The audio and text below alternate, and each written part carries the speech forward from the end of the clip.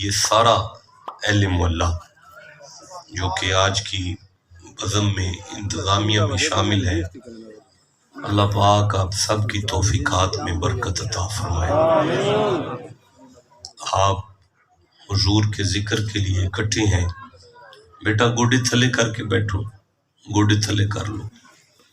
آپ لائٹ میری طرف کر کے نہ تو نیچے بیٹھ جائیں، بس میں ادھر ادھر کوئی دوست نہ دیکھیں۔ میں آپ میرے مزاج سے واقف ہیں کہ مجھے شعر و شاعری نہیں آتی، واقعات بھی نہیں آتے، قصے شصے نہیں مجھے پڑھنے ہوتے۔ یہ میں سورہ عصر کھول کے بیٹھا ہوں۔ امام شافعی علیہ رحمہ فرماتے ہیں کہ اگر اللہ وحدہ لا شریک سارا قرآن نہ بھی نازل فرماتا، صرف سورہ عصر نازل فرما دیتا، تو انسانوں کی ہدایت کے لیے سورہ عصر ہی کافی تھی۔ اس سورہ کی 3 آیتیں ہیں اور یہ مکہ میں نازل ہوئی تھی، اسے مکی سورہ کہتے ہیں۔ اللہ ارشاد فرماتا ہے بسم اللہ الرحمن الرحیم والعصر ان الانسان لفی خسر۔ یہاں پہ آیت پوری ہو گئی ہے، آگے ہے الا الذین آمنوا۔ یہاں پر یہ آیت یعنی 2.5 آیتیں پڑھی گئی ہیں، تو میں ساری سورہ نہیں پڑھ رہا، یہ 2.5 آیتیں جو میں نے تلاوت کی ہیں، میری طالب علمانہ کوشش ہوگی کہ جب یہ آیات میرے حلق سے نکلیں تو آپ کے سینے کو مدینہ بنا دیں۔ تو وا کا معنی ہوتا ہے نہیں، عربی زبان میں تا، با اور وا، ان 3 حرفوں سے قسم اٹھائی جاتی ہے۔ واللہ، باللہ، تاللہ۔ تو یہ وا جو ہے یہ واو عاطفہ نہیں ہے، یہ واو قسمیہ ہے۔ اس کا معنی اور نہیں ہوگا، اس کا معنی ہوگا اللہ فرما رہا ہے اللہ کو قسم ہے۔ کیا معنی ہے اللہ کو قسم؟ نہیں بولے نا، سارے نہیں نہ بولے، اللہ کو قسم۔ جاگ رہے ہیں آپ کے آپ لا یؤاخذکم اللہ باللغو فی ایمانکم ولکن یؤاخذکم بما عقدتم الایمان۔ مومن اگر قسم اٹھا کے مکر جائے تو اللہ کا غضب آتا ہے اس پہ۔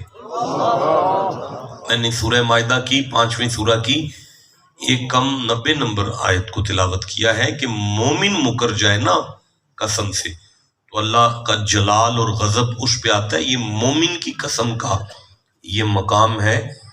تو اگر قسم قبلہ عالم نے اٹھائی ہو یا قسم پیر رنگیلا پیر نے اٹھائی ہو یا قسم اوچ میں سے کسی پیر نے اٹھائی ہو یا قسم پاک وطن والے بابا فرید نے اٹھائی ہو یا قسم مولا علی نے اٹھائی ہو یا قسم صدیق اکبر نے اٹھائی ہو، چلو اگر قسم مصطفیٰ نے اٹھائی ہو، چھوٹی قسم ہے، آپ ٹھنڈا سبحان اللہ کہہ رہے ہیں اس بات پر،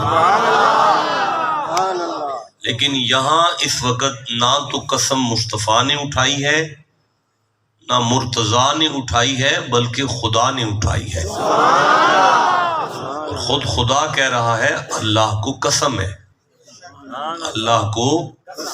یہ الگ بات ہے کہ قسم بذات خود قرآن کا لفظ ہے، یہ الگ قصہ ہے کہ اگر لفظ قسم کو دیکھا جائے تو لا اقسم وَإِنَّهُ لَقَسَمٌ لَوْ تَعْلَمُونَ عَظِيمٌ۔ سورہ واقعہ کی آیت میں نے پڑھی ہے قسم۔ اب یہاں بات بکھر جائے گی کہ قسم کا کیا معنی ہے، جبکہ یہ لفظ قرآن کا ہے۔ چلو نہیں کرتے آپ چپ ہیں چھوڑ دیتے ہیں. اچھا بات گرامیٹیکلی ذرا دقیق ہو جائے گی. آگے ہے العصری. اللہ نے ارشاد فرمایا اللہ کو عصر کی قسم. اللہ کو بولے ہی نہیں سارے. اللہ کو عصر کا کیا معنی ہے؟ شاباش شاباش بولا کرو یار. قرآن پاک غلط بول دیو گے کوئی گل نہیں, ٹھیک کر لیں گے. بولو تے صحیح نہ یار, بولنا شروع کر دیں, چپ نہ رہا کریں یار. اب سارے بولو کہ عصر کا کیا معنی ہے.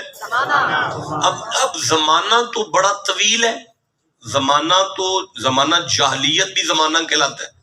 اب اللہ جاہلیت کی قسم تو نہیں اٹھائے گا نا, غلاظت کی قسم تو اللہ نہیں نہ اٹھائے گا.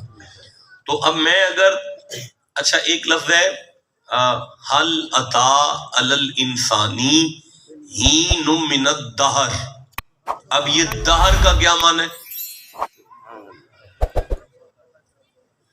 دہر سورہ دہر, لفظ دہر زمانہ. زمانہ نہیں بولنا زمانہ آخرت نہیں ہے, یہ زمانہ ہے.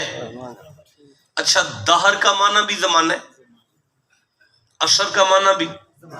تو اس میں فرق کیا ہے؟ اگر دہر اور عصر کے فرق کو بیان کرنا شروع کروں تو کم از کم آدھا گھنٹہ مجھ جیسے نالائق اور کم علم کو لگ سکتا ہے. ایک جملے میں سمجھا کے جلدی سے آگے نکلتا ہوں. اول الدنیا الی آخرہا, دنیا کے اول سے لے کر آخر تک کو دہر کہتے ہیں. اسی لیے اللہ نے والدہر نہیں فرمایا. مجھے دہر کی قسم نہیں ہے, اس میں تو پتہ نہیں کیا کیا ہوا ہے. لیکن کسی ایک شخصیت کے روز اول سے لے کر اس کے آخری دن تک کی زندگی کو عصر کہتے ہیں. اللہ فرماتا ہے مجھے تمہارے زمانے کی قسم نہیں ہے, مجھے تو محمد کے سانسوں کی قسم ہے. مجھے تو مصطفیٰ کے سانسوں کی قسم ہے. آج سمجھ آئیے کہ اعلیٰ حضرت نے یہ ترجمہ کیوں کیا تھا کہ اس محبوب کے زمانے کی قسم ہے. ٹھنڈا بولے ہو یار. اب سمجھ آئیے نا اس ترجمے کی کہ اس کی وجہ کیا ہے, کہ محمد مجھے زمانے کی قسم نہیں ہے, مجھے تیرے ماں کے رحم سے لے کر قبر تک مدینے میں دفن ہونے تک ہر سانس کی قسم ہے. اچھا ویسے آپس میں بیٹھے ہیں, اگر تھوڑا سا میں دقیق ہو جاؤں تو مجھے معاف کرنا, ذہن میں آ گیا, پڑھ لینے دیں. سورہ نجم ہے, 53 نمبر سورہ ہے اور 32 نمبر آیت ہے. وَإِذْ أَنْتُمْ أَجِنَّةٌ فِي بُطُونِ أُمَّهَاتِكُمْ فَلَا تَزَكُّوا أَنفُسَكُمْ. اللہ فرماتا ہے وا اور اذ جب انتم تم تھے, فی اجنتن جنین کی صورت میں, فی بطون امہاتکم ماں کے رحم کے اندر, فلا تزکوا انفسکم تو تم ماں کے پیٹ میں بھی پاک نہیں تھے. تم اپنی ماں کے پیٹ میں بھی پاک, بولی نہیں سارے, تم اپنی ماں کے پیٹ میں بھی پاک, ذرا اچھی بولو نا, تم اپنی ماں کے پیٹ میں بھی پاک نہیں تھے نا. واللہ اخرجکم من بطون امہاتکم لا تعلمون شیئا. اور جب میں نے تمہیں ماں کے پیٹ میں سے نکالا تو پھر تو تم جاہل تھے نا جی, ان پڑھ تھے نا جی. بالکل علامہ شلامہ تو بعد میں بنے ہو, مولانا بعد میں بنے ہو, ڈاکٹر شاکٹر بعد میں بنے ہو, اللہ مجھے معاف فرمائے, یہ سارا کچھ تم بعد میں بنے ہو. لیکن تم ماں کے پیٹ میں بھی پلید تھے. میں جان بوجھ کے پلید کو پلید کہہ رہا ہوں تاکہ آپ کو بات واضح ہو جائے. ماں کے پیٹ سے نکلنے کے بعد بھی تم پاک نہیں تھے, تمہاری ماں پلید ہو گئی تمہاری وجہ سے. اور جس کمرے میں تم پیدا ہو گئے اس میں بھی عبادت منع کر دی گئی, کیونکہ زچہ بچہ کا کمرہ ہے. 41 دن کے لیے تیری ماں چھلے میں ہے, تو پلید ہے. تیری جائے ولادت کے کمرے میں بھی عبادت نہیں ہوتی. جس کی قسم میں اٹھا رہا ہوں, جس کمرے میں وہ ماں کے پیٹ میں سے ماں کی گود میں آ جائے, اس کمرے کو کعبہ سجدہ کرتا ہے. یہ مولانا مائک چھوڑ دیں، مائک چھوڑ دیں.